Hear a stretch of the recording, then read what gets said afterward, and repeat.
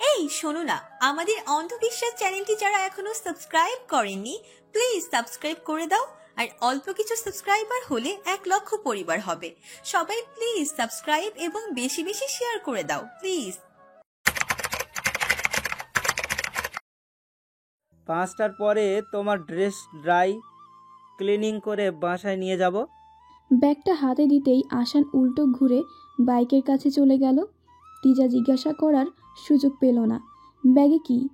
তার পূর্বেই বাইক ছুটিয়ে চলে গেল আসান। কোলাহলপূর্ণ বাজারের ভিড়ে মিশে যাওয়া বাইক থেকে চোখ সরিয়ে ব্যাগ খুলল তিজা। বার্গার, চিকেন রোল এবং কোল্ড কফি দেখে তিজার পেট গুড়গুড় শব্দ হলো। সকালে কিছু খাওয়া হয়নি, ভেবেছিল ক্যাফেটেরিয়ায় খেয়ে নিবে, তাও সম্ভব হলো না, বরং মুসিবতে পড়ে গেল। আবার রেস্টুরেন্টে আদ্র নোভার ভয়ে পানি অবধি পান করেনি সে। সব মিলিয়ে প্রচণ্ড ক্ষুধা লেগেছে, সাথে আরেকটা ছোট বক্স রয়েছে। তিজা স্টিলের বক্স হাতে নিতেই উপরের লাল রঙে খোদাই করা প্লাস চিহ্ন চোখে পড়ল। সাথে সাথে ডান হাতের বাহুর দিকে তাকালো তিজা। ড্রেসের হাতা কোনোই হাতে কিছুটা উপরে উঠে গেছে, হাতের সেই অংশ নীলবর্ণ ধারণ করেছে। র্যাগিংয়ে ফলে শরীরে বেশ ব্যথা পেয়েছে, বিশেষ করে 2 হাত। মনে হয় আসানের চোখে পড়েছে, তাই তো ফার্স্ট এইড বক্স সাথে দিয়েছে। ছেলেটাকে থ্যাংক ইউ বলা হলো না। মনে মনে তিজা নিজেকে ধিক্কার জানিয়ে আসানের প্রতি কৃতজ্ঞতা প্রকাশ করল। ঘড়িতে 11টা বেজে 55 মিনিট। মাথার উপর সূর্য কিরণ জগজগ করছে। জ্যামে আটকা পড়েছে যানবাহন। অতিষ্ঠ হয়ে চোখ মুখ কুঁচকে বসে আছে আদ্র। একে তো ঠিক মতো ক্লাস করতে পারল না, আবার রাস্তায় জ্যাম বেঁধেছে। কোচিংয়ে যেতে পারবে কিনা সন্দেহ। বিরক্তিকর। দেখছো কাহিনী? আদ্র ভ্রুযুগল কুঁচকে শুধায়। তোর আবার কি হলো? নুবা হাত বাড়িয়ে আদ্রের সামনে ফোন ধরল। স্ক্রিনে একটা ছেলে তার প্রেমিককে একগুচ্ছ লাল গোলাপ দিয়েছে। ফুল পেয়ে মেয়েটার খুশি দেখে কে? নুভা বিরক্তির সুর ধরে বলল, পোলাটা আসলেই ব্যাককল। মেয়েটাকে ফুল দিল কেন? ওটা তো ও খেতেও পারবো না। আদ্র ফোঁস করে নিঃশ্বাস ফেলে বলল, সবাই তোর মতো খাদ্য পাগলি না রে। আর তুই ফোন চাপছিস কেন? একে তো ক্লাস বাঙ্ক দিয়ে রেস্টুরেন্টে গেলি, সেখানে খাবার অর্ডার দিলি ঠিকই, কিন্তু খেলি না। আবার এখন এই গরমে তোর জন্য কোচিং বাদ দিয়ে জ্যামে বসে থাকতে হচ্ছে। ফোন দে। এক ঝটকায় নুবার হাত থেকে ফোনটা নিয়ে সুইচ অফ করে পকেটে রেখে দিল। নুবা আদ্রের পিঠে ঘুষি দিয়ে বলল, ধুর, ভাল লাগে না। এই জ্যাম ছাড়ে না কেন? আদ্র ওর হাত দুটো চেপে বাজখাই কণ্ঠে বলে, আমায় মারছিস কেন? আমি লাগিয়েছি জ্যাম। কথা না বলে ভদ্র মেয়ের মতো চুপচাপ বসে থাক, নয়তো তোকে ট্রাফিক সিগন্যালের খাম্বার সাথে বেঁধে বাসায় চলে যাব। নুভা আর কথা বাড়ালো না। হয়তো সেও তর্ক করার মন মানসিকতায় নেই। নুভার চেপে ধরা 2 হাত ছেড়ে শটান ভঙ্গিতে বসলো আদ্র। সম্মুখে কয়েক হাত দূরই দুটো ট্রাক ড্রাইভার একে অপরকে দোষারোপ করে এক প্রকার ঝগড়া বাঁধিয়ে দিয়েছে। বিশ্রী অশ্রাব্য গালি দিতেও পিছপা হয়নি। মূলত ওদের কারণেই জ্যাম বেঁধেছে। আশেপাশে থাকা গাড়ির ড্রাইভার ওনাদের থামাতে গিয়ে নিজেরাও ঝামেলায় জড়িয়ে পড়েছে। এর মাঝে ঘড়ির কাঁটা 12:30 ছুঁই ছুঁই। এতক্ষণে নুভাকে বাসায় দিয়ে এসে কোচিংয়ে ক্লাসেও যেতে পারত আদ্র, কিন্তু এই জ্যামের জন্য সম্ভব হলো না। সুজি মামাও নিজের তেজ দেখাতে ব্যস্ত। হেলমেটের কাজ উপরে উঠিয়ে আদ্র পেছনে হাত বাড়িয়ে বলল, নোভ, পানি দে। নুভার সারা শব্দ পাওয়া গেল না। ফের হাঁক দেওয়ার পূর্বে থেমে গেল আদ্র। ঘাড় ফিরিয়ে তাকাতেই মুখ থেকে বিরক্তিভাব কুরপোরের ন্যায় উবে গেল। চোখ জোড়ায় শীতলতা ছড়িয়ে পড়ল মুহূর্তে। ঘুমে ঝিমাচ্ছে নুভা। মাথাটা একটু পরপর এদিক সেদিক হেলে পড়েও পড়ছে না। মুখটা একদম বাচ্চাদের মতো করে রেখেছে। বদ্ধ অক্ষিযুগলের ওপর ঘন পাপড়িগুলো মৃদু বাতাসে উঠছে। সাদা হেলমেটের আড়ালে ফাঁকি দিয়ে বের হওয়া চুলগুলো চোখে মুখে ঝাপটাচ্ছে। প্রতিটি নিঃশ্বাসে ফোলানো ঠোঁট পুনরায় ফুলে উঠছে।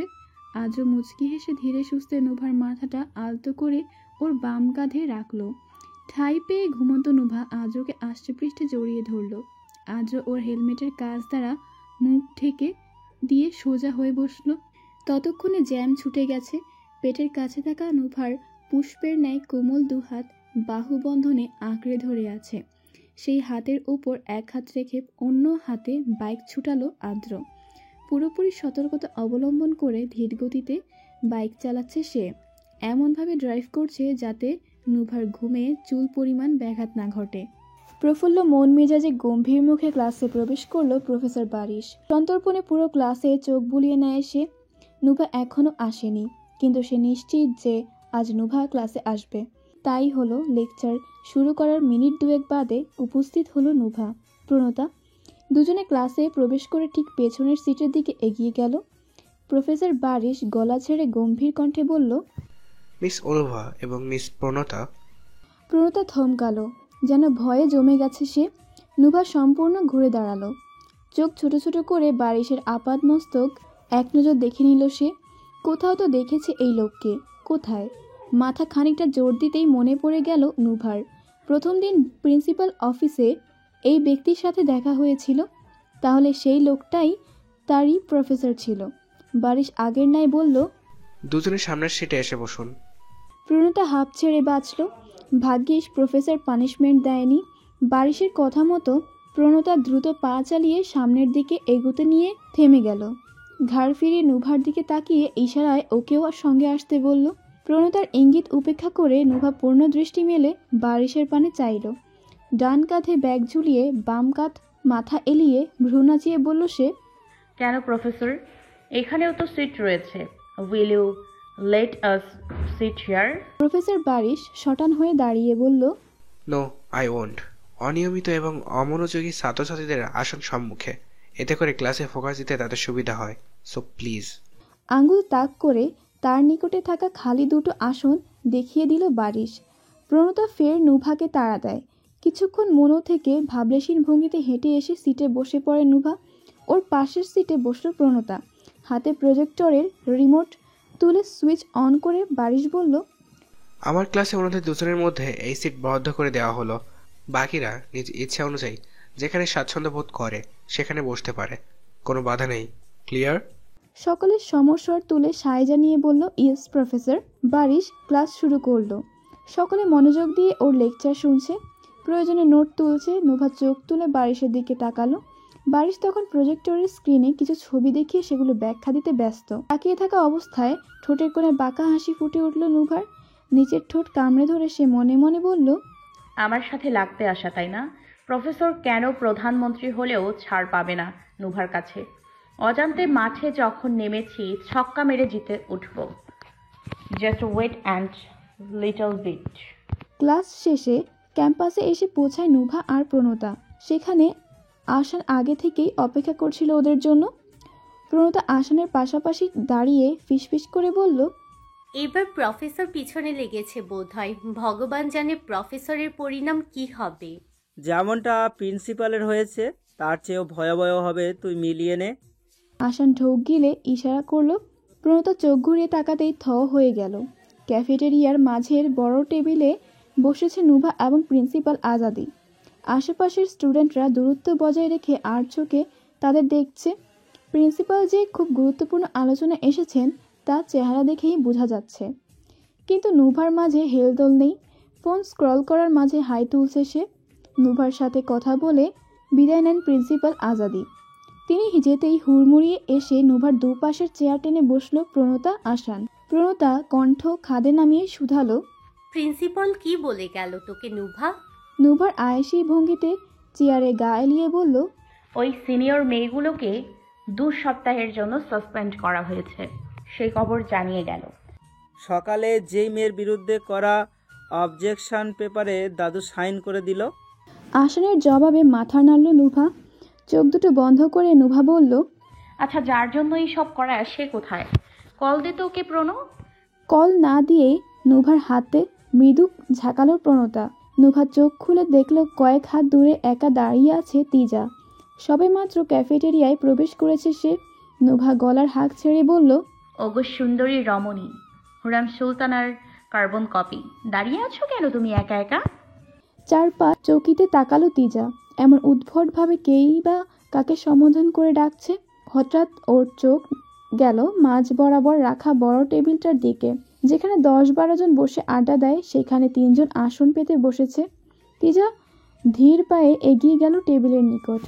প্রণতা মুচকি হেসে চেয়ার টেনে ওকে বসার সুযোগ করে দিল। তিজা বসতেই নুভা ওর সম্মুখে কতগুলো কাগজ ছুঁড়ে মারল। হকচকিয়ে উঠল তিজা। প্রণতার হতবাক চাহনি দেখে নুভা বলল, নেক্সট টাইম কেউ ডিস্টার্ব করলে এই পেপারে সেই বান্দার পরিচয় লিখে প্রিন্সিপাল অফিসে পাঠিয়ে দিবি। তিজা কাঁপা কাঁপা হাতে পেপারসগুলো ঠিক করে নিল। আসান ব্যাগ কাঁধে নিয়ে বলল, আদ্র কোচিং যাবে, আমার এখন ক্লাস আছে, তাই তুই প্রণয়ের সাথে বাসায় চলে যাস। গেলাম। আসান উঠে চলে গেল। তিজা আকুলতা ভরা নয়নে ওর যাওয়ার পানে চেয়ে রইল। সেদিনের জন্য ধন্যবাদ বলা হলো না। এতক্ষণ দমিয়ে রাখা রাগ খানিকটা প্রকাশ করে প্রণতা বলল, তুই কাগজগুলো এইভাবে দিলি কেন? যদি ওর গায়ে লাগতো, এটা ভালো দেখায়, সরি বল। তিজা ভয় পেয়ে গেল। প্রণতার কথায় যদি নুভা রেগে যায় তাহলে সারে সর্বনাশ। তিজা ঢোক গিলে আমতা আমতা করে বলল, সরি কেন? উনি তো দূরে বসে আছেন, হাতে দেওয়া সম্ভব না হওয়ায় এভাবে দিয়েছি। আমি একদম মাইন্ড করিনি, সত্যি বলছি। নুভা পূর্ণ দৃষ্টি মেলে তিজার দিকে তাকিয়ে বলল, এত আপনি আপনি করা লাগবে না, আমরা সেম এজের। ওকে প্রণো আর আমাকে নোভা বলে ডাকবি।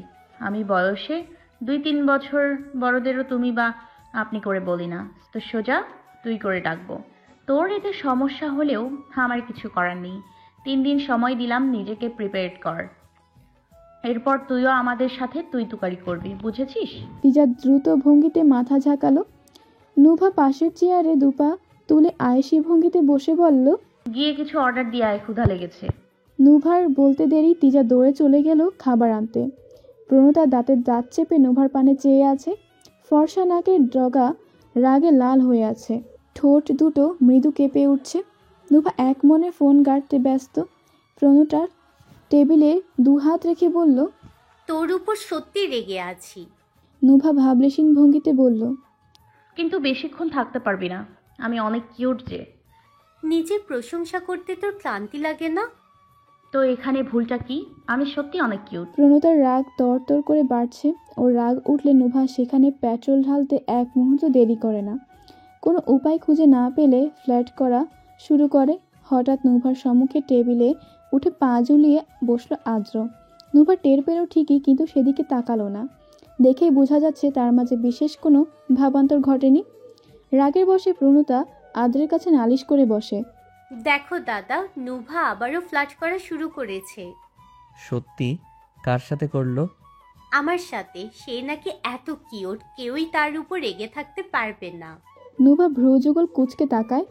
কথাটা 2 লাইন বাড়িয়ে বলছে প্রণতা, যাতে করে আদ্র নুভাকে হালকার উপর ঝাপটা দিয়ে দেয়। সেই উদ্দেশ্যে বুঝতে পেরেছে নুভা। কিন্তু প্রণতার আশা এক গামলা পানি ঢেলে দিয়ে আদ্র বলল, এই তুই জানিস না আমার চেয়ে বেশি কিউট হওয়া অবৈধ? এমন পাপ করলি কেন উড়নচণ্ডী? প্রণতা হাঁ হয়ে গেল। নুভা মনে মনে হাসলো, তবে সেটা প্রকাশ করলো না। আদ্রের মুখের দিকে তাকিয়ে ভাবুক হয়ে বলল, তাহলে তো আমি জেলে যাব। এই বয়সে আমায় জেলে যেতে হবে। কিন্তু কিউট তো আমি স্বেচ্ছা হইনি। আলহামদুলিল্লাহ, এই কিউট হওয়ার ওসিলায় যেন আজকে তুই গণধোলাই খাস। আমিন। আদ্র 2 হাত জোড়ো করে সারা মুখে বুলিয়ে আঙুলের ডগায় চুমু খেলো। নুভা ভাবলেশীন ভঙ্গিতে শুনে তাকিয়ে আছে। প্রণতার ডান কাঁধে মাথা এলিয়ে বলল, গণধোলাইও খাবে না ঠিকই, কিন্তু পুলিশকে বাংলা ওয়াশে ধুয়ে মুছে দিবে নিশ্চয়ই। এই কন্যা, তুই কার পক্ষে বলতো? একবার ওর নামে বিচার দিলি, এখন আবার ওর হয়ে কথা বলছিস। গিরগিটির মতো রং বদলাস কেন? আমি নিরপেক্ষ, যা বলেছি সত্য বলেছি। আর রাগের বশে আমার বেস্তুর নামে ওইসব বলেছি। Sorry sweetheart. Mention not baby. প্রণতার দিকে ফ্লাইং কিস ছুড়ে দিল নুভা। আদ্র ফোঁস করে নিঃশ্বাস ছেড়ে বলল, আর তোরা, আমি ক্লাসে যাচ্ছি। নুভার মাথায় হাত বুলিয়ে চলে গেল আদ্র। কয়েক হাত দূরে চোখ গেল প্রণতার। 2 হাতে খাবার ভর্তি ট্রে নিয়ে দাঁড়িয়ে আছে তিজা। হয়তো আদ্রকে দেখে ভয় আগায়নি সে। প্রণতা দ্রুত উঠে গিয়ে একটা ট্রে হাতে নিল। দুজনে টেবিলে ট্রে রেখে চেয়ারে বসলো। সাথে সাথে নুভা ট্রে থেকে বার্গার তুলে বড় করে কামড় বসালো। প্রণতা কোল্ড কফিতে 1 সিপ নিল। তিজা এখনও অবাক নয়নে নুভার পানে চেয়ে আছে। আদ্রের সাথে কথা বলার সময় মুচকি হাসতে দেখেছিল ওকে, কি যে সুন্দর লাগছিল। এই রাগী মুখে হাসিটা যে এত সুন্দর হবে ভাবতেও পারেনি সে। এভাবে তাকিয়ে আছিস কেন? খা, না হলে তোর ভাগেরটা আমায় দে। তিজা থতমত খেয়ে গেল। নুভা খাওয়ায় মনোযোগে থাকা সত্ত্বেও কিভাবে বলে দিল তিজা তার দিকে তাকিয়েছিল। প্রণতা তিজার পানে চেয়েও ওকে খেতে ইশারা করে। তিজা হতবুদ্ধি হারিয়ে ফ্রেঞ্চ ফ্রাই তুলে সস মাখিয়ে মুখে পড়ল। কোচিং শেষে বিকেলে বাসায় ফিরল আদ্র। ড্রয়িং রুমে নাস্তা করার পাশাপাশি সবাই সুলতান সুলেমান দেখছে। দাদা দাদির সাথে মাকেও টিভি দেখতে দেখে বিরক্ত হলো আদ্র। দেখা জিনিস কয়বার দেখা যায়, সর্বোচ্চ 2 হাতে 3 বার। কিন্তু এরা বোধহয় এই সিরিজের ওপর পিএইচডি করার শপথ নিয়েছে। টিভিতে মনোযোগী দর্শকদের কাছে নিজেদের বাড়ি ফেরায় হাজিরা দিয়ে উপরে চলে গেল আদ্র। গ্যারেজে বাইক রাখার সময় আসানের বাইক লক্ষ্য করেনি, হয়তো সে বাড়িতে নেই। আদ্র এক নজর নুভাকে দেখে আসার কথা ভাবল। পরক্ষণে সেই ভাবনা মাথা থেকে ঝেড়ে ফেলল সে এখন বাহির থেকে এসেছে। বলা তো যায় না নুভা এই কথা সেই কথা থেকে কখন মারামারি শুরু করে দেয়। স্বাস্থ্য সচেতন আদ্র পা চালিয়ে নিজের রুমে চলে গেল। এই অবস্থায় গেলে জীবাণু নুভাকে ঘিরে ধরবে। ফ্রেশ হয়ে দেখে আসবে কি সে কী করছে। তাড়াহুড়ো করে ব্যাগটা রেখে টাওয়াল নিয়ে ওয়াশরুমে ঢুকে পড়ল আদ্র। মিনিট 20 বাদে কোমরের টাওয়াল পেঁচিয়ে বেরোলো। মাথার চুল থেকে টপটপ করে পানি পড়ছে। উন্মুক্ত ফর্সা গায়ে পানি বিন্দু মুক্তার ন্যায় ঝকঝক করছে। এক হাতে চুলের পানি ঝাড়তে ঝাড়তে ক্লোজেটের দিকে এগিয়ে গেল আদ্র। শাওয়ার নেওয়ার পর টাওয়েল পরে ঘুরঘুর করার স্বভাব নেই তার। বাড়ি থেকে বের হওয়ার পূর্বে সে একজোড়া পোশাক বাথরুমে রেখে যায়। তার স্পষ্ট মনে আছে আজ সকালেও ধূসর টি শার্ট আর কালো 3/4 প্যান্ট রেখে গিয়েছিল। তাহলে কাপড় কোথায় উধাও হলো? আসান শেষবার কবে এই রুমে এসেছিল মনে করতে পারছে না আদ্র। আর বাড়িতে শুধু একজনই তার ব্যাপারে নাক গলায়। আদ্র মেরুন রঙের টি শার্ট, কালো গ্যাবার্ডিন প্যান্ট গায়ে জড়িয়ে নিল। টাওয়াল বারান্দায় নেড়ে রুমে ফিরে সে নুভাকে দেখার উদ্দেশ্যে পা বাড়ায়। দরজার নবে হাত রেখে থেমে যায় আদ্র। ঘাড় ফিরিয়ে নজর বুলালো বেডের দিকে। এতক্ষণে চোখ পড়ল কেউ শুয়ে আছে সেখানে। আদ্র এগিয়ে কম্বল উঠাতেই দেখল মানুষরূপী এক পুতুল। সব সময়ের মতো 2 ঠোঁট ফুলিয়ে ঘুমাচ্ছে। মাথার আধ ভেজা সাদা কালো চুল এলোমেলো হয়ে পড়ে আছে মুখে কপালে। নিঃশ্বাসের সাথে নাকটাও ফুলে উঠছে। ওর কি ঠান্ডা লাগলো? নাক বন্ধ। আকাশকুসুম ভাবনার মাঝে চিন্তিত হয়ে পড়ল আদ্র। একবার জ্বর আসলে সাথে সাথে ঠান্ডা, কাশি, ব্যথা, বেদনা সবাইকে নিয়ে আসে। আর ওর ক্ষেত্রে নাক বন্ধ থাকা জ্বরের প্রাথমিক লক্ষণ। আদ্র দ্রুত উঠে গিয়ে স্টাডি টেবিলের ড্রয়ারে থাকা ফার্স্ট এড বক্স হতে থার্মোমিটার বের করলো। আদ্র পুনরায় বেডের কাছে এসে মিহি সুরে বলল, নব ওর দেখি। নুভা ধীরে ধীরে চোখের পাতা খুলল। পিট পিট করে আদ্রের পানে চেয়ে কিছু বলার পূর্বে আদ্র ওর মুখে থার্মোমিটার পুরে দিল। আদ্র তাপমাত্রা চেক করে রেগে গিয়ে বলল, কতবার বলেছি ভেজা চুলে থাকবি না, কে শুনে কার কথা। এইবার যদি জ্বর আসে রে, তোরে বঙ্গোপসাগরের গভীরে বেঁধে রেখে আসবো। আচ্ছা, টাওয়েলটা বারান্দায় নেড়ে দিলে কি তোর হাত ক্ষয় হয়ে যেত? নুভা চোখ মুখ কুচকে বিরক্তি ভরা কণ্ঠে বলল, তোর জ্বালায় শান্তিতে ঘুমোতেও পারি না। মরার পর শান্তি দিবি নাকি কবরে গিয়েও জ্বালাবি আমায়? আমার বাথরুমে পানি আসছিল না দেখে তোরটা এসেছি। শাওয়ার শেষে ঘুমে পড়ে যাচ্ছিলাম বলে এখানে শুয়ে পড়েছি। শত হলেও তোর সবই তো আমার। সব? আদ্র ভ্রু কুচকায়।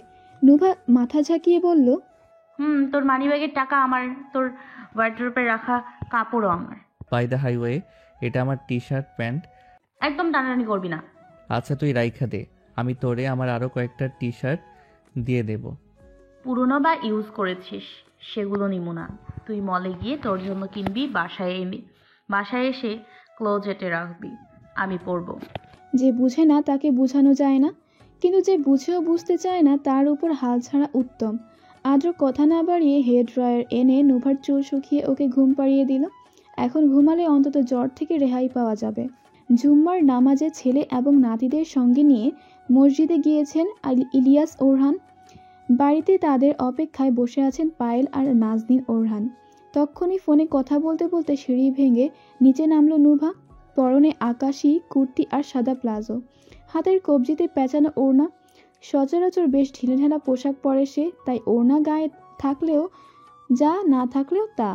নুভা ইশারায় জায়গা করে নাজনীন ওরহান এবং পায়েলের মাঝে বসলো। ধীর গতিতে ফোনটা ডানে বামে ঘুরিয়ে বলে উঠল, এই যে ভাইয়া, বুড়ি আছে বুড়োর ভাবনায়, পায়েল থাকে তোমার চিন্তায়, আর বুড়ো আব্বু দুই গাধাকে নিয়ে নামাজে গেছে। পায়েল ছেলেকে দেখে চটভঙ্গিতে ফোনটা নুভার হাত থেকে নিল। অভিমানের সুর টেনে বলল, খালি ধর্মকর্ম করলে হবে? কাজের মাঝে শুধু বোনটার খবর নিস, বাকিরা বেঁচে আছে না মারা গেছে নোবার থেকে জেনে আবার কাজে লেগে পড়িস। কেন রে, তোর কি আমাদের কারো সাথে 2 মিনিট কথা বলার ফুরসত নেই? জীবনটা এভাবেই কাটিয়ে দেওয়ার বাহানায় তুই? ঠিক বলেছি না আশার? বলেন ঠিক কিনা বন্ধুগণ? নাজদিন নুভার মুখ চেপে ধরে বললেন। চুপ বৌমা, ফোনটা আমায় দাও। পায়েল ছেলের জবাব না শুনে ফোনটা শাশুড়িকে দিয়ে দ্রুত পায়ে চলে যান। নাজনীন তার যাওয়ার পথে চেয়ে ফোনে ধমক উঠেন বড় নাতিকে। কসম কেটেছিস নাকি যে ফোন দিলেই তোর মাকে কাঁদিয়ে ছাড়বি? ওই দিনও কেঁদেছে তোর জন্য। একটা কল দিলে তোর কি ক্ষতি হয়ে যায়? আমি 1000 বার বলেছিলাম ওই পাথর দিলের কাছে তোকে না যেতে, তুই শুনলি না, লাফিয়ে চলে গেলি ছোট আব্বুর কাছে। এখন দেখ, পুরা ওর মতোই নির্দয়ের পরিচয় দিচ্ছিস। দোহাই লাগে, পুরাপুরি ওরিয়াদের মতো হওয়ার আগে ফিরে আয় দেশে। একটা কথা মাথায় রাখিস, মায়ের প্রতি অশ্রুর মূল্য তোকে হাসরের ময়দানে দিতে হবে আশার। ফোনের ওপর প্রান্ত হতে আসার হাসি মুখে বাক্য আফসোসের রেখা ফুটিয়ে বলল, তুমিই বলো আমি কি করব দাদি? আমারও তো এভাবে তোমাদের রেখে দূরে থাকতে ভাল লাগে না, কিন্তু বিজনেসেও যথেষ্ট জরুরি। আব্বু সবটা বুঝে, কিন্তু আম্মু তো প্রশ্নই করে কবে ফিরবি। প্রসঙ্গ এই কবে ফিরবি পর্যন্ত থাকলেই চলতো। এই প্রশ্ন এখন বিয়েতে ঠিকে গিয়েছে, এর জন্য ইচ্ছে করে কল দেই না। আমার এখন বিয়ে করার একদম শখ নেই। তবে আমার বড় দাদি ডাক শোনার শখ আছে। যাই হোক, বিয়ের কথা স্থগিত রাখলাম। নবকে যেমন কল করে কথা বলিস, একইভাবে আমার বৌমার খোঁজ নিস। আর যত তাড়াতাড়ি সম্ভব ওই পাষাণ ছেলের কাছ থেকে ফিরে আয়। স্বয়ং নোভা বলেছে যদি তাকে প্রতিদিন কল না দেই তাহলে দেশে ফেরার সাথে সাথে একটা বজ্জাত মেয়ের সাথে আমার বিয়ে করিয়ে দিবে। সবাই নিজের জ্ঞান প্রাণের প্রতি মায়া আছে দাদি, তাহলে এই কথা শুনে আমি কি করে ওকে কল দেওয়া থেকে বিরত থাকি বলো? দেখো, এখন লাঞ্চ আওয়ারে না খেয়ে ফাইল ঘেটে যাচ্ছি। নতুন ব্রাঞ্চ খোলা হয়েছে, এখানে প্রচুর কাজ। ছোট আব্বু ছোট আম্মুর একার পক্ষে সম্ভব না বলেই তো আমি এখানে। আর আমি না আসলে ওনারা নোভাকে বলবে এখানে এসে বিজনেস সামলাতে, তা তো হতে দেওয়া যায় না দাদি। তাই নিজের সর্বোচ্চ চেষ্টা চালাচ্ছি কাজটা শেষ করতে। এই কাজ হলে আমরা দেশে বসে বিজনেস সামলাতে পারবো। সো দোয়া করো যাতে কাজ সহিভাবে সমাপ্ত হয়। খুব শীঘ্রই ফিরে আসবো আমি। নাজনীন ওরহান খুশি হয়ে আশারকে দোয়া করে কাজে উৎসাহ দিয়ে ফোন রাখলেন। হঠাৎ কলিং বেল বেজে উঠল। নুভা এক নজর ঘড়ির দিকে তাকিয়ে দরজা খুলে দিল। পাঞ্জাবির ওপরের বোতাম খুলতে খুলতে ভেতরে ঢুকলো আসান। সে গিয়ে সোফায় বসলো। পায়েল দ্রুত শরবত নিয়ে কিচেন থেকে বেরিয়ে ছেলের হাতে দিলেন। নুভা প্রবেশ পথে উকিঝুঁকি দিয়ে ভ্রুকুচকে বলল, এই রে আসাই না, বাকিরা কই? আসান এক ঢোকে গ্লাসের অর্ধেক শরবত পান করে জোরে নিঃশ্বাস ছেড়ে বলল, ওরা মসজিদে, আমি নামাজ শেষেই এসে পড়েছি। শরীরটা ভালো লাগছে না। ইয়া মাবুদ, বলে কি? নাজনীন ওরহান তাড়াতাড়ি উঠে এসে নাতির পাশে বসলেন। পায়েল আসানের গালে ঘাড়ে হাত স্পর্শ করে বললেন, জ্বর টর তো হয়নি, কোথাও ব্যথা করছে, অস্থির লাগছে? কাল রাতে বাহিরের খাবার খেয়েছিলি, আবার গ্যাস্ট্রিক হয়নি তো? আসান মা এবং দাদিকে শান্ত করে বলল, একটু দুর্বল লাগছে বই কি। তোমরা টেনশন নিও না তো, শান্ত হয়ে খাবার লাগো। ক্ষুধা লেগেছে, আমি ফ্রেশ হয়ে আসি। ওরা বোধহয় রাস্তায়, জলদি এসে পড়বে। নোভাকে পাশ কাটিয়ে আসান সিঁড়ি বেয়ে ওপরে চলে গেল। নাজনীন ওরহান ফোঁস করে শ্বাস ছাড়েন। একটুতেই বেশি ভেবে ফেললেন বৃদ্ধা। তাকে পানি পান করিয়ে পায়েল ফিরে গেলেন কিচেনে। নুভা আসানের মতিগতি ঘুরতে লাগলো। কিছুক্ষণ ভাবতেই এর কারণ পেয়ে গেল। এর থেকে পরিত্রাণ পাওয়ার চিন্তায় বিভোর হতেই খোলা দরজা পেরিয়ে হাঁকঢাক শুরু করে আদ্র। কিরে আসান, তুই যে আগে আগে এসে পড়লি। তুই চলে আসার পর মসজিদে জিলাপি দিয়েছে, দেখ আমি নিয়ে আসলাম। আশেপাশে আসানকে না দেখে ভ্রু কুচকালো আদ্র। নুভা ওর থেকে প্যাকেট হাতে নিয়ে বলল, ছোট ভাই সুস্থ কিনা তাও বুঝছি না। এই কেমন বড় ভাই তুই? শুধুই রিশতার সময় নেম প্লেটে বড় ভাই উপাধি লাগালে চলবে? আদ্র চট করে প্যাকেট ছিনিয়ে নিয়ে বলল, না ঘুরিয়ে পেঁচিয়ে সোজাসাপটা বল, কি হয়েছে আসানের? একটু আগেও তো সুস্থ দেখলাম। কোন সাহসে প্যাকেট ছিনিয়ে নিলি? এক্ষুনি প্যাকেট ফেরত দে। আমি কেন প্যাকেট দেব? তোর মন চাইলে মসজিদে গিয়ে নামাজ পড়ে তারপর ইমামের কাছে থেকে নিয়ে আয়। তুই তেলে ভাজা অস্বাস্থ্যকর জিলাপি খাবি? ইমাম সাহেবের নাতনি হওয়ার সুবাদে এগুলো দিয়েছে। এই জিলাপি খাওয়া সুন্নত। ওদের তর্ক থামিয়ে জিলাপির প্যাকেট নুভার দিকে এগিয়ে রিয়াজ বললেন, এই অভদ্র ছেলের ছোট লোকের স্বভাব এখন প্রকাশ্যে দেখার ইচ্ছে কারও নেই। তুমি এটা নাও। ইলিয়াস ওরহান সায় জানিয়ে বললেন, নব তুমি আমারটা নাও, ওরটা ওর থাকুক। নুভা সম্পূর্ণ নাকচ করে বলল, একদম না, এগুলো আমাদের প্রিয়তার প্রাপ্য। জানো বড় আব্বু, তোমার অপেক্ষায় সেই কখন থেকে বসে আছে বড় আম্মু আর বুড়ো। তোমার বুড়িও তোমার চিন্তায় পড়েছিল। সো জিলাপি তাদের দাও। রিয়াজ আর ইলিয়াস ওরহানকে কথা বলার সুযোগ দিল না নুভা। ওনাদের জিলাপির প্যাকেট পায়েল এবং নাজনীন ওরহানকে ধরিয়ে এসে শান্ত হলো। বাপ বেটা হাত মুখ ধুতে গেল। শাশুড়ি বোমা খাবারের আয়োজন শুরু করলো। আদ্র দু কদম এগিয়ে ভাবুক হয়ে শুধালো। আদ্রের পানে চেয়ে বাঁকা হাসি ফুটিয়ে নুভা বলল, আমি তোর বউ হতে যাব কেন? তুই এখনো বিয়েই করিসনি। সেই সূত্রে তোর ভাগের জিলাপি আমার। যেদিন তুই বিয়ে করে বাড়িতে বউ আনবি সেদিন থেকে এই প্যাকেট তার হবে।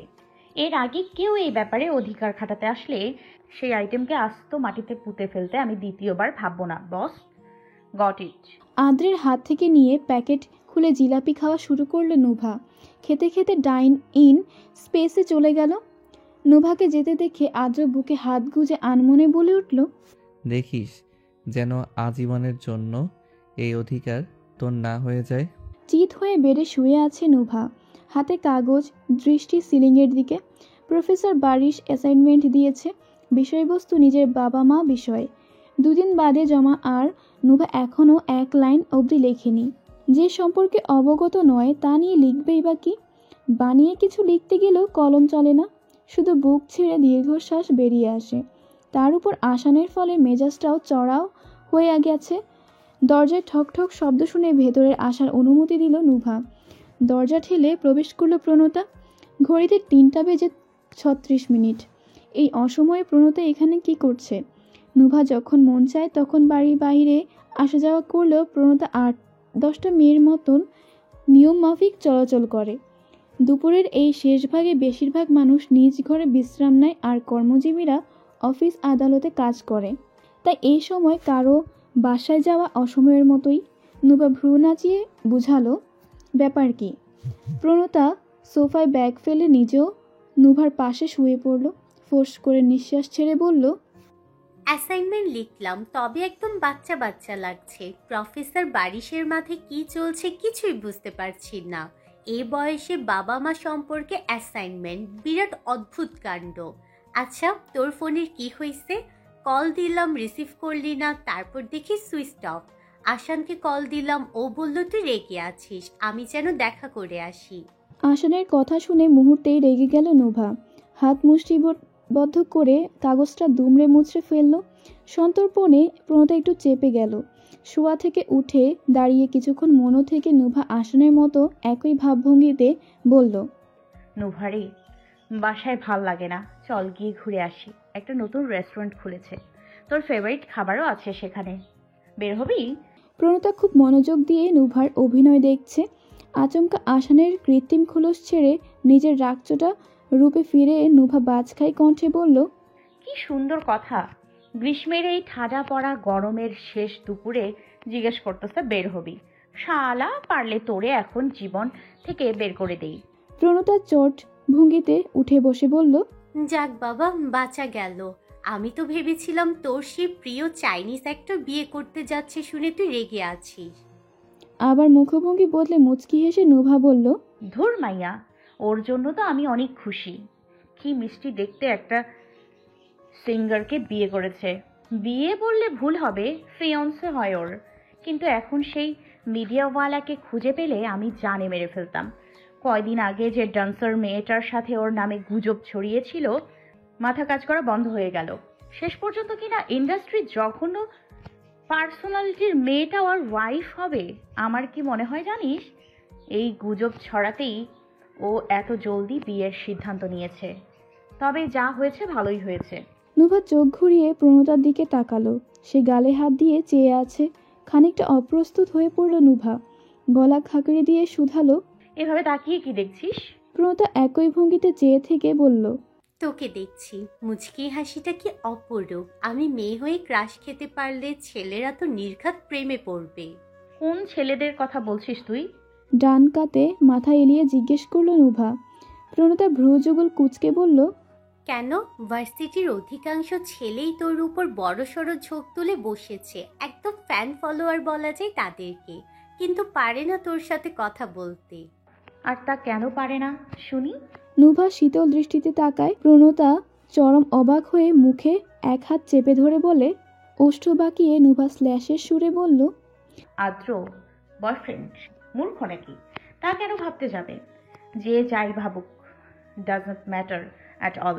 কিন্তু আমি এটা ভেবে অবাক হচ্ছি, আমি আসান ভাই বোন হলে আদ্রকে কেন ভাই বলা যায় না? তাহলে কি আর্দেশের সাথে আসানের মিল নেই? আচ্ছা, আমিই বা ওই তলে তলে টেম্পো চালানো আসানের কথা ভাবছি কেন? প্রণতা হো হো করে হেসে উঠল। ঘাড় ফিরিয়ে অগ্নিদৃষ্টিতে তাকিয়ে নুভা ঝাঁঝালো কণ্ঠে বলল, এমন পাগলের মতো হাসতোস কেন? হাঁস খাইয়া আইসোস? হ্যাঁ, ফের রস বাইর হয়ে গেছে গা? নুভাকে রেগে যেতে দেখে প্রণতা বহু কষ্টে হাসি থামিয়ে ক্ষীণ গলায় বলল, তোর রাগের কারণ প্রফেসর বারিশ ব্যাটার অ্যাসাইনমেন্ট দেখে তোর রাগ চড়েছে। আরে সেই রাগ ঘুরে ফিরে তুই আসানের উপর ঝাড়ছিস। হুট করে দেয়ালের পরপর 4টা ঘুষি দিয়ে নুভা শটান ভঙ্গিতে দাঁড়ালো। ধরপড়িয়ে উঠে বসল প্রণতা। ল্যাভেন্ডার কালার দেয়ালে ঘুষি মারা স্থান খানিকটা লাল হয়ে আছে। সেই সাথে নুভার দুধে আলতা ফর্সা হাতের উপরিভাগে লাল বর্ণ ধারণ করেছে। তাহলে ছিলে গেছে। প্রণতা গিয়ে ফার্স্ট এইড বক্স নিয়ে এলো। সেই অবস্থাতেই নুভার হাতে ব্যান্ডেজ করতে লাগলো সে। নুভা খোলা বারান্দা হতে সুদূরে তাকিয়ে বলল, সব ইচ্ছে করে করেছে। এই প্রফেসর বারিশের জীবনেও আমি বারিশ নামিয়ে দিব। সেটা হবে ভরপুর জ্বালা যন্ত্রণার বর্ষণ। তাকে এতটাই অতিষ্ঠ করে দিব, সে বাধ্য হবে বিলেতে ফিরে যেতে। নোভার সাথে গেম খেলতে আসা ভারী নয়, বড্ড ভারী পড়বে তোর উপর। মিলিয়ে নিস। সময় সকাল 11টা নাগাদ পেরিয়েছে। ওরহান ভিলায় শান্তিপূর্ণ পরিবেশ। কোনো ঝগড়াঝাটি চিল্লাপাল্লা হই হুল্লোড় নেই। নুভা কিছুক্ষণ আগে গিয়েছে প্রণতাদের বাসায়। যেহেতু সে বাড়িতে নেই, আদ্র বেচারাও নিশ্চুপ। 2 সপ্তাহ বাদে কুরবানির ঈদ। ওরহানদের ঐতিহ্য রয়েছে 2 ঈদের পরদিন পরিবারের বড় হতে ছোট সকল সদস্য একে অপরের উপহার হিসেবে কিছু দিয়ে থাকে। শয়নকক্ষ হতে খাতা কলম হিসেব করছেন নাজনীন ওরহান। প্রতি বছরের ন্যায় এবারও অন্যরকম কিছু সবাইকে উপহার দেওয়ার ভাবনায় আছেন তিনি। কিন্তু কি দেওয়া যায়? নিশ্চিন্ত মনে ইজি চেয়ারে দোল খাচ্ছেন ইলিয়াস ওরহান। তাকে দেখে মনে হয় না তিনি এসব নিয়ে ভাবছেন। নাজনীন ওরহান খাতার মাঝে কলম রেখে বললেন, সামনে ঈদ, কাকে কি দেবে ভেবেছো? নাজনীন ওরহানের জন্ম বাংলাদেশে, তবে বেড়ে ওঠা ভারতের আসামে। সেই সূত্রে খুব শুদ্ধ এবং মার্জিত ভঙ্গিতে কথা বলেন তিনি। তবে ঝগড়া বাঁধলেই সে ভাবভঙ্গি উধাও হয়ে যায়। ইলিয়াস ওরহান দোল খেতে খেতে বলেন, সবার বন্দোবস্ত হয়ে গেছে, কিন্তু নভকে কি দেই বুঝতে পারছি না। তুমি ভেবেছো? নবকে জিজ্ঞাসা করলে সে বলে জানি না, নয়তো তার চাওয়া চাহিদা অনুসারে উপহার তৈরি করতাম। আমার মাথায় কিছুই আসছে না। ইলিয়াস ওরহান স্থির হয়ে বসলেন। রোজার ঈদে নুভাকে দেওয়া ল্যাপটপ বোধহয় ও খুলেও দেখেনি। কিছুদিন বাদে আসানের ল্যাপটপ ভেঙে নিজেরটা তাকে দিয়েছে নুভা। নাতনি যত আদুরে হোক, তাকে ঠিকভাবে বুঝে ওঠার ক্ষমতা এখনও হয়নি বৃদ্ধ ওরহানের। এই পৃথিবীতে যদি কেউ তার সম্পর্কে ভালোভাবে অবগত হয়ে থাকে, সে হচ্ছে আদ্র। সে আদ্র, হ্যাঁ আদ্র। চট করে দাঁড়িয়ে পড়লেন ইলিয়াস ওরহান। আদ্র এখন কোথায় আছে জানা নেই, তাই ফোনে কল বসালেন ওকে। 2 বার রিং হতেই অপর প্রান্ত হতে কল কেটে দিল। মিনিট 2 বাদে দরজায় ঠকঠক শব্দ হলো। অনুমতি নিতেই দরজা ঠেলে প্রবেশ করলো আদ্র। নিজের রুমেই ছিল সে, তাই তো কল পাওয়া মাত্রই চলে এলো। আর চোখে দাদিকে পর্যবেক্ষণ করে আদ্র বলল, দাদা, কিছু লাগবে তোমার? ইলিয়াস ওরহান পুনরায় ইজি চেয়ারে বসলেন। কিছুক্ষণ মৌনতা কাটিয়ে হাসি মুখে বললেন, আমি ভাবছি এই কুরবানির ঈদে নভ একটা বাইক ডিজার্ভ করে। হকচকিয়ে গেলেন নাজদিন ওরহান। আদ্র যেন বোকা বনে গেল। সে আহাম্মকের ন্যায় তাকিয়ে আছে। এ কি বলে দাদু? এমনিই যে উড়নচুলি, তার উপর বাইক পেলে রাতেও বাড়ি থেকে বের হতে ভাববে না নুভা, এবং তার জেদের কাছে সবাই হার মানবে বটে। আবার বাইক দিলে তো নুভা আর আদ্রের বাইকেই উঠবে না, নিজের বাইকে করে আসা যাওয়া করবে। এই তো সারে সর্বনাশ। না, কোনো বাইক ফাইক নুভাকে দেওয়া যাবে না। মনে মনে হাজারটা উপায় সাজিয়ে দাদার সামনে পেশ করার জন্য উদ্যত হলো আদ্র। তার পূর্বেই নাজদিন ওরহান ব্যঙ্গ করে বলে উঠলেন, সে বাইক দেবে আমার নবকে? আল্লাহ দুনিয়া আর জিনিস পেলে না? তোমার মাথা খারাপ হয়ে গেছে? বাইক চালিয়ে যদি অ্যাক্সিডেন্ট হয় তখন এর মাসুল গুনবে কি? নিজে তো এক পা কবরে দিয়েছে, এখন আমার নবকেও সেই রাস্তায় যাওয়ার সুযোগ করে দিচ্ছে। ভেঙচি কেটে অন্যদিকে মুখ ফিরিয়ে নেন নাজদিন ওরহান। আদ্র তো বেজায় খুশি। মন চাইছে লুঙ্গি পরে দাদিকে সঙ্গে নিয়ে ডান্স দিতে। এখন দাদা দাদির মধ্যে ঝগড়া লাগুক, তর্কের এক পর্যায়ে বাইকের প্ল্যান ক্যান্সেল হোক। কিন্তু তেমনটা হতে দিলেন না ইলিয়াস ওরহান। তিনি হেসে বললেন, আরে অ্যাক্সিডেন্টের ভয় নেই। বিজ্ঞানীদের মতে মেয়েরা ছেলেদের চেয়ে বেশি সেফলি ড্রাইভ করতে সক্ষম। আর্দ্র আসান যদি পারে, নভও পারবে না কেন? সে তো ড্রাইভিং করতে পারে। একটা কথা আছে না, practice makes a man perfect. দরকার পড়লে নভ আবারও ড্রাইভিং শিখবে, কিন্তু এইবার ওকে আমি বাইক দেবই। আচ্ছা, নভ পছন্দ করবে তো আর্দ্র? দাদার প্রশ্নে অপ্রস্তুত হাসলো ঠিকই, কিন্তু জবাব দিল না আদ্র। সে তো আশায় আছে কখন দাদির তীক্ষ্ণ কিছু যুক্তি তুলে বাইকের প্রসঙ্গ এখানেই সমাপ্ত করবে। অপেক্ষার অবসান ঘটিয়ে নাজদিন ওরহান শান্ত কণ্ঠে বললেন, আচ্ছা ঠিক আছে, কিন্তু নব ওই ব্যাপারে সহমত জানালে তবে বাইক দেবে। আমার মনে হয় না নব রাজি হবে। তোমার কি মনে হয় আদ্র? দাদির প্রশ্নেও বোকা বোকা হাসি দিল আদ্র। যদি এই বুড়ো বুড়ির জন্য নুভা বাইক পেয়ে আদ্রের বাইকে না উঠে, তাহলে এদের খবর আছে। নুভাকে তার থেকে কেউ আলাদা করতে পারবে না। আদ্রের হাসিকে সম্মতি বুঝে নিলেন ইলিয়াস ওরহান। তবুও নাজদিন ওরহানের কথা অনুযায়ী নুভাকে আগে বাইকের কথা জানাবেন। রাজি হলে তো হলোই, আর না হলে অন্য কিছু ভাবতে হবে। ড্রয়িং রুমের ফ্লোরে পা ছড়িয়ে বসেছে নুভা। সোফায় বসে প্রণতা নুভার কাঁধে ম্যাসেজ করে দিচ্ছে। প্রচুর রাগ আর হাই প্রেশার থাকায় প্রায় নুভার ঘাড়ে ব্যথা করে। বাসায় থাকলে পায়েল গরম তৈল দিয়ে আচ্ছা করে ম্যাসেজ করে দিতেন, তবে প্রণতাও কম যায় না। গরম হাতের তালুতে শক্ত ঘাড়, কাঁধের উপর দলা দলা স্পর্শে ঘুম পেয়ে যাচ্ছে নুভার। হয়তো বা ঘুমিয়েও পড়েছে। হঠাৎ বিকট আওয়াজ তুলে প্রণতার ফোন বেজে উঠল। নুভা ঘুমু ঘুমু চোখে টি টেবিল হতে ফোন হাতে নিয়ে কল রিসিভ করলো। ফোন প্রণতার দিকে না গিয়ে স্পিকার মোড অন করে আগের জায়গায় রেখে দিল। অপর পাশে হতে পার্বতী বললেন, প্রণতা মা, কোথায় তুই? প্রণতা ঘাবড়ে গেল। মায়ের কণ্ঠ এমন শোনাচ্ছে কেন? প্রণতা উত্তর দেওয়ার পূর্বে নুভা বলে ওঠে, কেন গো পারু? লাগবে তোমার মেয়েকে? তোমার বাড়িতে আমার সাথেই আছে। নুভার গলা শুনে যেন খুশি হয়ে গেলেন পার্বতী। কণ্ঠে খুশির রেশ টেনে বললেন, ভীষণ ভালো হয়েছে। শোন, আমার একটা জরুরি কাজে বেরোতে হবে। এদিকে মেয়েরাও চলে আসবে কিছুক্ষণের মধ্যে। তোরা শীঘ্রই চলে আয় দুজনে একাডেমিতে। আমি রাখছি। কল কেটে দিলেন পার্বতী। প্রণতা ড্যাব ড্যাব করে ফোনের দিকে তাকিয়ে থেকে বলল, মার আবার কি হলো? দেখো গিয়ে, পাইলটের বউ হওয়ার সুবাদে ফ্রি টিকেটে দেবাকে সারপ্রাইজ দিতে গিয়েছে। কি করে হবে? বাবাই তো থাইল্যান্ড টু লন্ডন যাবে আজকের ফ্লাইটে। নুভা উঠে দাঁড়িয়ে আড়মোড়া ভেঙে বলল, ওঠ প্রাণ, মাস্টারগিরি করার সুযোগ পেয়েছি, হাত ছাড়া করবো না। চল একাডেমি যাব। প্রণতা উঠে গিয়ে হালকার উপর তৈরি হয়ে গেল। অতঃপর দুই বান্ধবীর বিল্ডিং থেকে বেরিয়ে রিকশায় চড়ে বসল। এখান থেকে 5 মিনিটের রাস্তায় একাডেমি। হেঁটেই যাওয়া যায়, তবে প্রণতা রাস্তা পার হতে ভয় পায়। নুভা চেষ্টা করেও এই ভয় থেকে ওকে বের করতে পারেনি, তাই রিকশায় চড়ে একাডেমি যাচ্ছে। প্রণতার বাবা দেব একজন পাইলট। কাকতালীয়ভাবে ওর মায়ের নাম পার্বতী, ফলে নুভা ছোট হতেই পার্বতীকে পারু এবং দেবকে দেবা বলে ডাকত।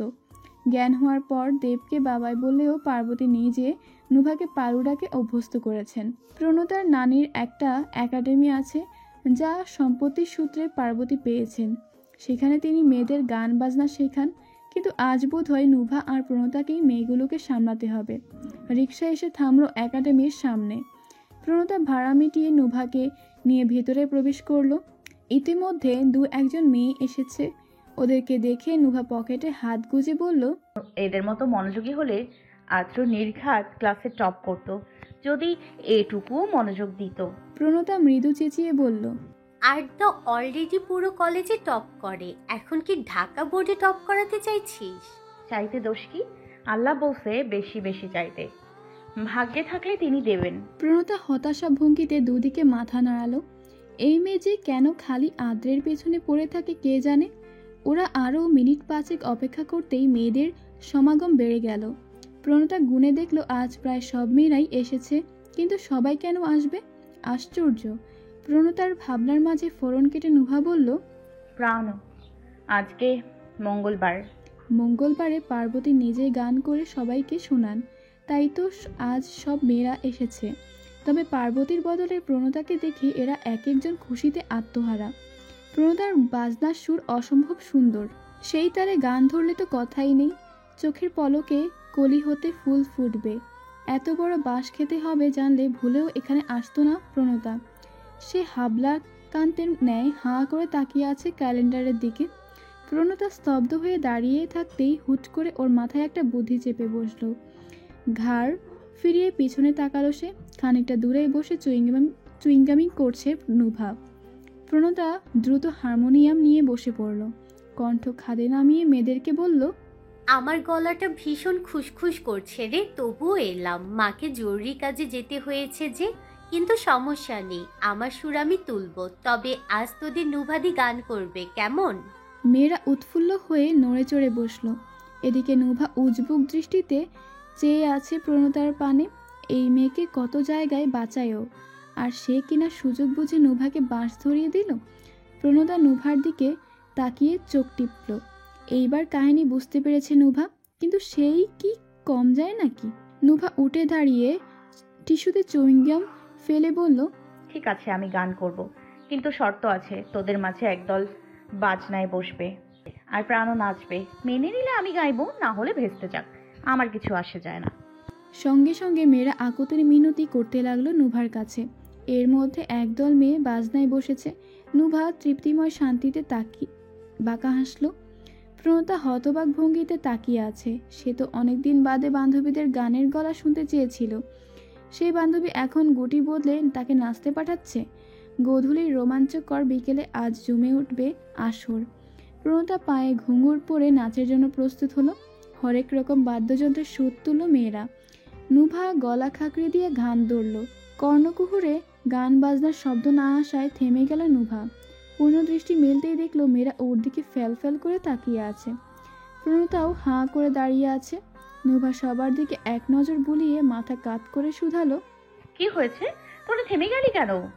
বিস্ময়ে দেয়াল টপকে প্রণতা রাগী সুরে বলল, এমন গীতে নাচ করা সম্ভব? স্টুপিড কোথাকার, গাইতে বসেছিস ভেবে চিন্তে গান কর। নুভা বিরক্ত বোধ করলো। একে তো তাকে জোর করে গাইতে বসিয়েছে, এখন আবার গানও তাদের পছন্দ মতো লাগবে। নুভা চোখ বন্ধ করে ভাবতে লাগলো কি গান গাওয়া যায়।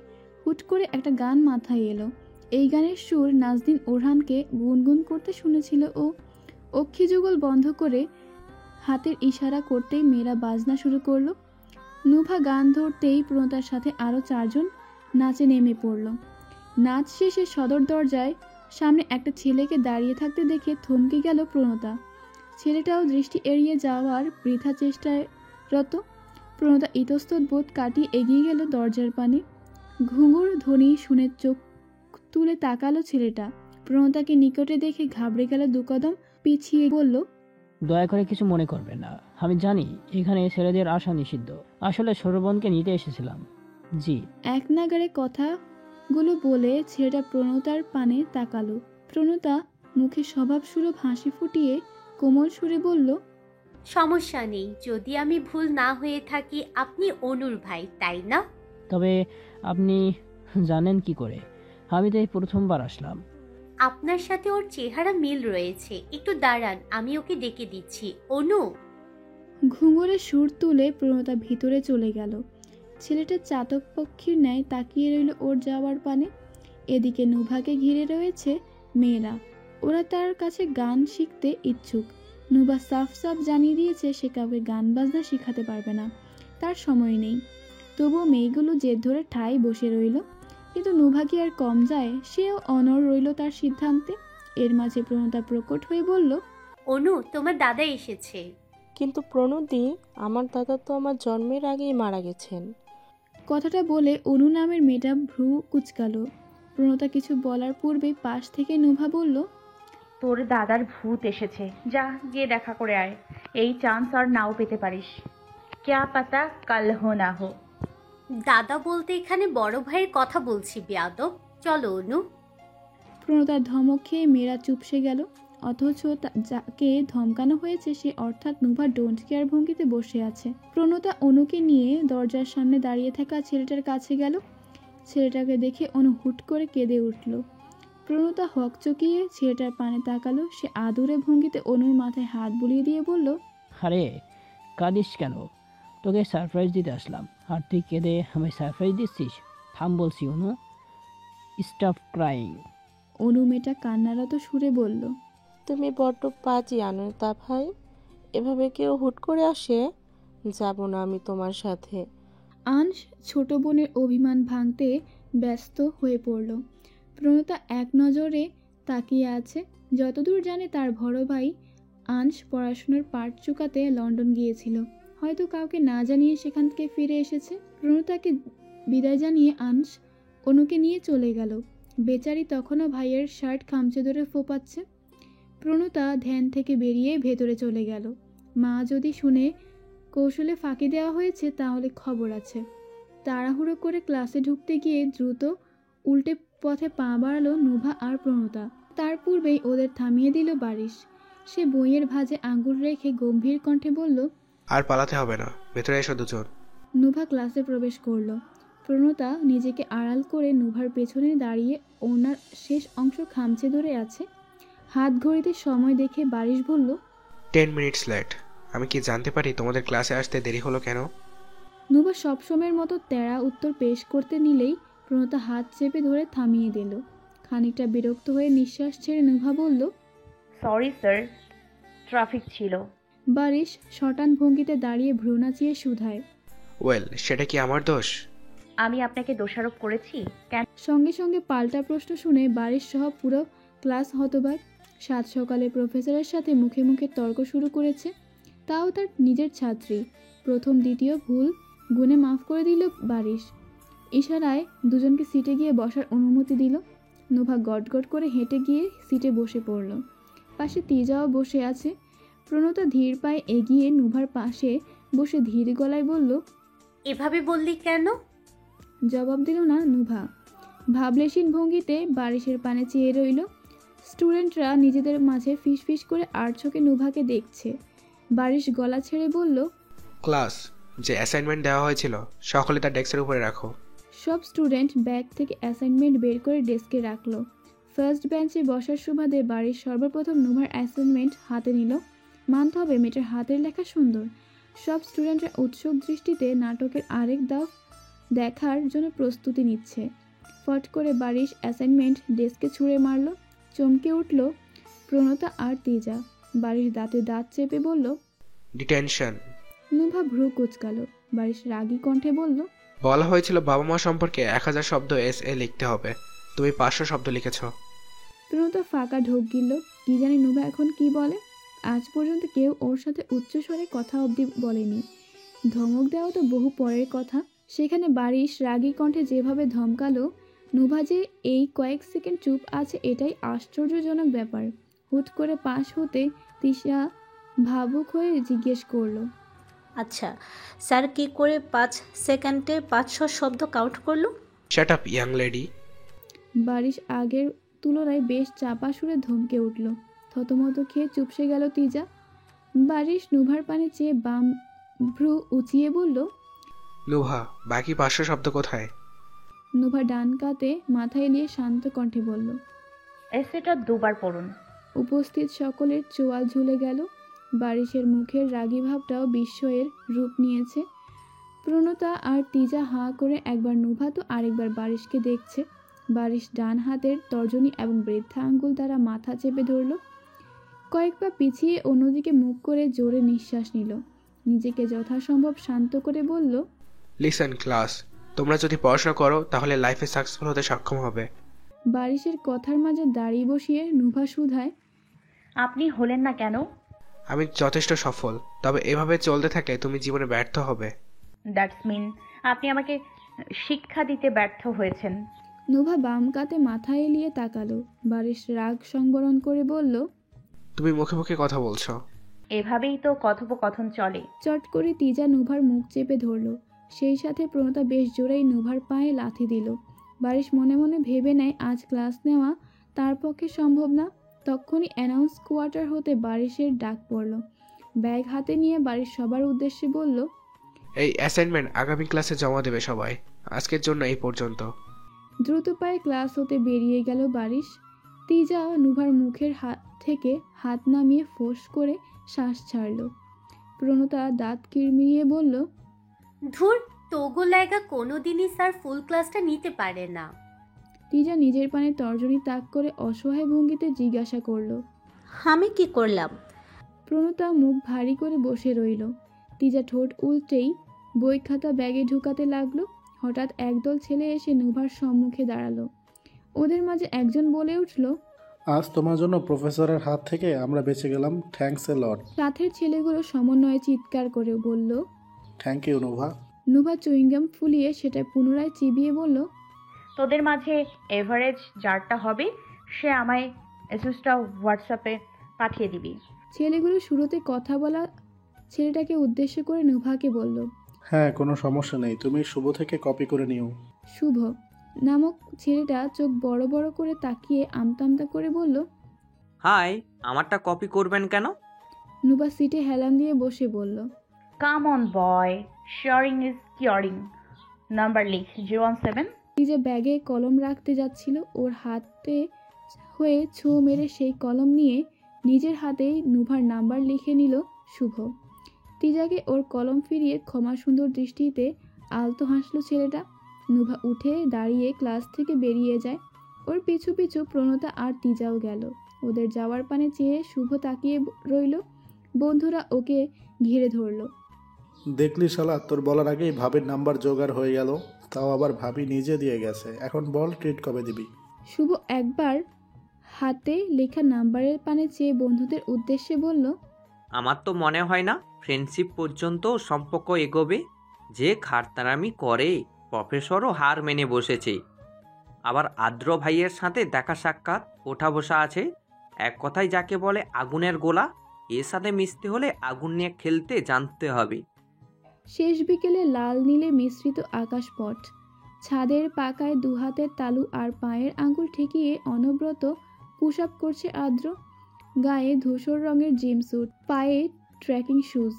বিকেল হলে বাহিরে জগিংয়ের বেরোতে, তবে সেটা সম্ভব না হলেও ওয়ার্কআউট মিস দেবে না। হেলদি ইজ ওয়েলথ বা স্বাস্থ্যই সম্পদ, প্রবাদ বাক্যটি একটু বেশি মানে আদ্র। হালকা পাতলা অসুস্থতার বাহানায় কখনো নিজের শরীরের প্রতি হেলা করে না সে। ওর সাংঘাতিক অসুখ বাঁধে না বললেই চলে। যতই যাই হয়ে যাক, আদ্রের ওয়ার্কআউট সে চালিয়েই যায়। একাধারে 150 পুশ আপ দেওয়ার পর আদ্র শটান হয়ে দাঁড়িয়ে আড়মোড়া ভাঙল। সন্ধ্যা হয়ে এসেছে প্রায়। আকাশের পানে চেয়ে পুনরায় পাকাতে বসলো আদ্র। এবার ডান হাতে ভর দিয়ে পুশ আপ করা শুরু করলো। 1, 2, 3, বেশি দূর এগোতে পারল না। হুড়মুড়িয়ে ছাদের দরজা হতে প্রবেশ করলো নুভা। চোখ ঘুরিয়ে আদ্রকে দেখা মাত্রই এক প্রকার দৌড়ে গিয়ে হাঁটু ঘেড়ে বসলো তার পাশে। আদ্র এক নজর নুভার পানে তাকালো। তারই হালকা সবুজ টি শার্ট নুভার গায়ে, সাথে কালো প্লাজো। আদ্র ফের পুশ আপ করতে লাগলো। নুভা আকুপাকু করছে দেখেও জিজ্ঞেস করলো না কি হয়েছে। আদ্রের দিকে তাকিয়ে আছে নুভা। একটু সময় পর ধৈর্যের বাঁধ ভেঙে গেল ওর। ধপ করে আদ্রের পিঠে চড়ে বসলো নুভা। আকস্মিকতায় হতভম্ব আদ্র দুহাতের তালুতে ভর করে নিজেকে সামলে নিল। ঘাড় ফিরিয়ে তাকিয়ে বলল, তোর কি চাই? নুভা টেরি স্মাইল দিয়ে বলল, জানিস এই ঈদে বুড়ো ওরহান আমায় বাইক দিতে চাইছে। গুড নিউজ না? সাথে সাথে আদ্রের মুখটা কালো মেঘে আচ্ছাদিত হয়ে গেল। রাজ্যের সকল খারাপ লাগা যেন তার মনকে ঘিরে ধরেছে। নিশ্চয়ই নুভা বাইকের জন্য রাজি হয়ে গেছে। তার মানে নুভা আর তার বাইকে চড়বে না, নিজের বাইক ছুটিয়ে শা করে যাওয়া আসা করবে। তালবাহানায় যে ওর বাইকে উঠবে সেই সুযোগ নিশ্চিত নুভা দিবে না। প্রণতা নিতিজাকে নিয়ে বাইকের জায়গায় ফুল করে রাখবে। নুভার ডাকে মূর্ছানো ধ্যান থেকে বেরিয়ে গেল আদ্র। নুভাকে বসা অবস্থায় রেখে পুনরায় ডান হাতে পুশ আপ করতে লাগলো। নুভা আদ্রের পিঠে দুবার চাপড় মেরে বলল, কিরে, পুরো কাহিনী শুনবি না? তোর জানার ইচ্ছে নেই আমি কি বলেছি?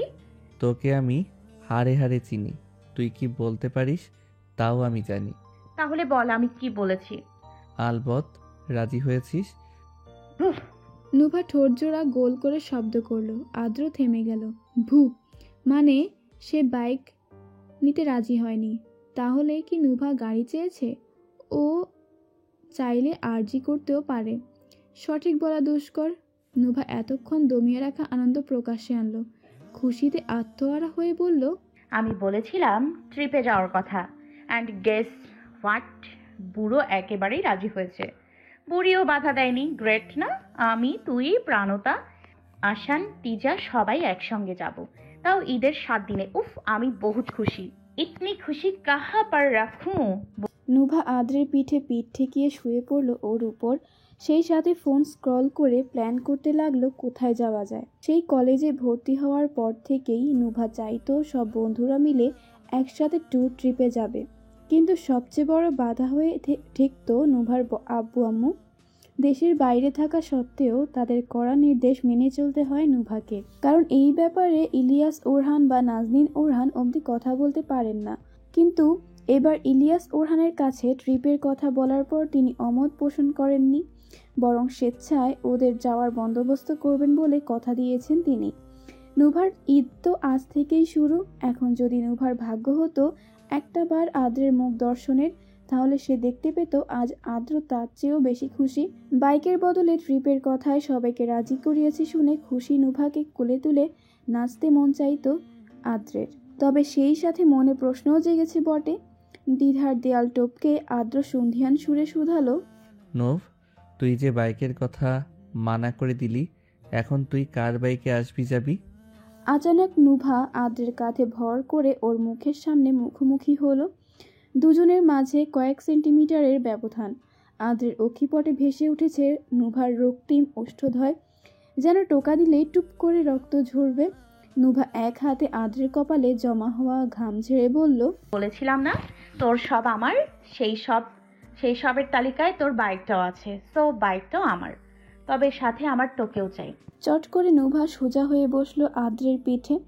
চোখের সামনে থেকে সদ্য ফুটে ওঠা ফুল চলে যেতেই আদ্রের ভাবনার চাদর ছিঁড়ে গেল। নুভা পুনরায় আগের ভঙ্গিতে শুয়ে ফোনে ব্যস্ত হয়ে পড়ল। আদ্র পুশ আপ চালিয়ে জিজ্ঞাসা করে, আমাকে কেন চাই? কেন আবার? বাইককে আমি চালাবো নাকি? একজন ড্রাইভার থাকা লাগবো না? এই একটা কারণে আমার তোকে চাই। তাই? কিন্তু আমি তো ভুলেও বিনা বেতনে ড্রাইভারগিরি করব না, আগে বেতন ঠিক কর। নুভা ব্যঙ্গ ভঙ্গিতে শ্লেষের সুরে বলল, হ্যাঁ, তোর সৌভাগ্য তুই আমার ড্রাইভার হওয়ার চান্স পেয়েছিস, নাহলে তোর মতো অপদার্থ রে কে রাখবো কাজে? রওহানরা তো ভুলেও না। আদ্র নিচের ঠোঁট কামড়ে ধরল। বিনা বেতনে এই চাকরি যে সে আজীবন করতে রাজি। অস্ফুট স্বরে আদ্র বলে উঠল, সত্যি সৌভাগ্য। কিছুক্ষণ বাদে নুভা মিহি কণ্ঠে বলল, ওই আর্দ্র পারো আর দেবাকে না হয় আমি মানিয়ে নিব, কিন্তু তিজার ব্যাপারটা কি করি? ওর সাথে মাত্র 2 সপ্তাহের পরিচয়। ওর বাবা মা ওকে দেবে আমাদের সাথে? আদ্র ডানের ভর বাম হাতে ছেড়ে পুশ আপ চালিয়ে বলল, আনবিলিভেবল, তুই এসব নিয়ে ভাবছিস যে কিনা চাইলেই ওকে কিডন্যাপ করতে পারে। তা তো পারি, কিন্তু ও তো আমার ফ্রেন্ড হয়, তার উপর আমায় দেখলেই ও যা কাঁপাকাঁপি শুরু হয়, এজন্য ওর নিকনেম দিয়েছি থুতথুরি। এক হাতে দূরের ছাউনির নিচে থাকা নরম গদির চেয়ারে ছুঁড়ে মারল নুভা। আকাশের পানে চেয়ে রইল সে। একবার নিচে আরেকবার উপরে উঠছে তার দেহখানা। এভাবে তাকে কত পিঠে আসন পেতে বসিয়ে রাখত আদ্র। নুভার নিজেরই তো হিসেব নেই। আদ্র পোশাক করতো আর নুভা শব্দ করে পড়তো। একা বসলে সে ফাঁকিবাজি ছলছাতুরি করবে, তাই তো নিজ বুদ্ধিতে এই পন্থা বের করেছে আদ্র। এক তীরে দুই নিশান, এভাবেই টেনে হিচড়ে নুভার শিক্ষা জীবন এগিয়ে নিয়ে গেছে আদ্র। না হলে এই মেয়ে এখনো আদুবন রূপে নার্সারি ক্লাসে করত। এইসব ভেবে আনমনে মুচকি হাসল নুভা। দিন দুনিয়ায় শুধুমাত্র আদ্রের সামনেই নুভার মুখে হাসি ফোটে, যাকে বলে মন খুলে হাসা বা সত্যিকারের হাসা। নুভা অতীত আওড়ানোর মাঝে আদ্র বলল, নিয়মিত ভালোবাসার গল্প শুনতে এবং পড়তে আমাদের অন্ধবিশ্বাস চ্যানেলটি সাবস্ক্রাইব করে পাশে থাকা বেল আইকনটি ক্লিক করুন। ধন্যবাদ সবাইকে।